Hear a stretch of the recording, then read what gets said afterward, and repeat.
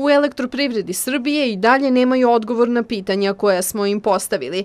Zašto su dugovanja EPS-a otkad je na njegovom čelu Aleksandar Obradović povećana sa 47 na 74 milijarde dinara? Zašto je poskupila struja ako EPS može da izdvoji 20 miliona dinara za proslave i rekreaciju? Zašto EPS plaća 349.000 evra za promenu logoa i to u trenutku kad je struja poskupila za 12%?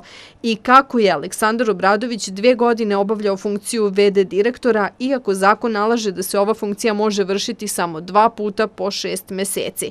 Jedino što nam je do sad rečeno jeste da im treba vremena da prikupe sve podatke kako bi nam odgovorili na pitanja. Međutim, i pre zvaničnih odgovora iz EPS-a, ako ga uopšte i bude, javnosti je poznato da direktor ovog preduzeća Aleksandar Obradović već duže vreme koristi na različite načine svoj položaj, kao i da troši novac države u privatne svrhe, a i svoj poslovni prostor ulepšava asistentkinjama. Jedna je bivša Grandova igračica, a druga beogradska starleta. Jasmina Stakić, Moja televizija.